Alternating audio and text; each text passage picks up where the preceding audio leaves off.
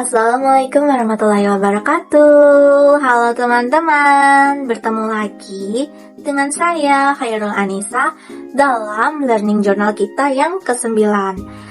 Nah teman-teman, bagaimana kabarnya hari ini?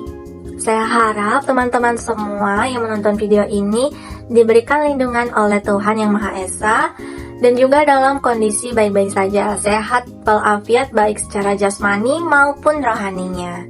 Nah, pada pertemuan kali ini, seperti biasa, kita akan mereview kembali apa yang terjadi di dalam kelas public speaking di minggu ini. Teman-teman kira-kira penasaran tidak apa saja yang terjadi di dalam kelas hari ini? Nah, pada kesempatan hari ini yang terjadi adalah, seperti biasa ada 3 pemateri yang maju ke depan untuk memaparkan materi mereka. Namun, kali ini saya tidak akan terlalu merangkum apa yang mereka paparkan, karena di kelas kali ini ada banyak sekali kegiatannya teman-teman. Itu yang kedua, ada kegiatan yang berkaitan dengan tugas minggu lalu. Tugas minggu lalu adalah membuat karangan cerpen atau dongeng.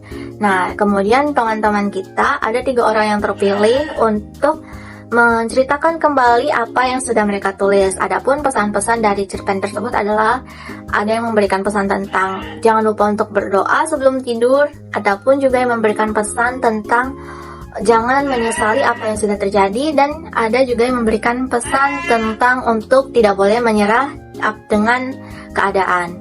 Nah, kemudian materi yang diberikan oleh dosen kita adalah apa yang akan saya bahas pada kesempatan kali ini, yaitu materinya berkaitan dengan demam panggung atau glossophobia.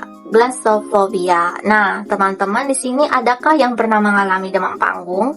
Pastinya teman-teman ada yang pernah mengalami demam panggung, karena hal ini merupakan suatu hal yang cukup sering atau bisa dibilang memang sering terjadi pada sebagian besar orang. Nah, demam panggung itu adalah ketika seseorang mengalami kecemasan secara berlebihan yang tidak bisa mereka kontrol, teman-teman, ketika mereka akan maju atau berbicara di hadapan umum atau publik. Nah, kemudian secara fisik sendiri demam panggung ini ditandai dengan jantung yang berdebar-debar cepat, nafas yang terasa pendek atau tersenggal-senggal, kemudian juga keringat dingin, tubuh yang bergetar, ataupun suara teman-teman merasa seperti bergetar semakin pelan, dan juga ada yang suaranya sampai menghilang ketika berbicara di hadapan umum.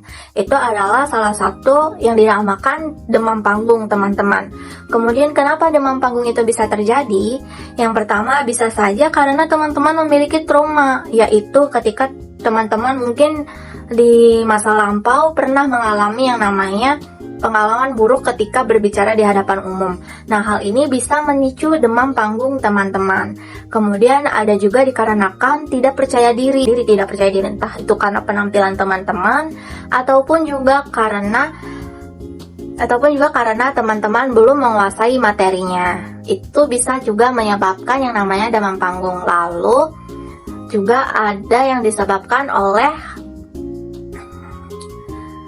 teman-teman tidak menguasai materinya sendiri, yaitu kurangnya persiapan, di mana teman-teman kurang berlatih atau teman-teman sendiri kurang menguasai dalam materinya tersebut. Nah, bagaimana cara untuk mengatasi demam panggung ini?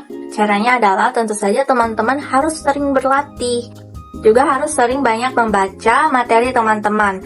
Teman-teman harus sering berbicara, entah itu di hadapan orang-orang terdekat teman-teman terlebih dahulu untuk berlatih, ataupun juga bisa berbicara di depan cermin. Melakukan persiapan yang matang, seperti teman-teman menyiapkan materinya itu secara terstruktur dan rapi, agar teman-teman mudah memahaminya dan juga mudah untuk mengingat ketika akan menyampaikan materi tersebut. Nah, juga teman-teman bisa menyiapkan penampilan yang baik sebelum akan maju di hadapan publik, agar teman-teman lebih merasa percaya diri. Nah, hal itu juga bisa membantu teman-teman untuk mengurangi demam panggung, teman-teman. Sepertinya itu saja materi yang saya sampaikan pada kesempatan kali ini. Kurang lebihnya mohon maaf. Wabillahi taufiq wal hidayah. Wassalamualaikum warahmatullahi wabarakatuh. Bye-bye. Semoga materi ini bermanfaat untuk teman-teman ya. Sampai jumpa di learning journal selanjutnya.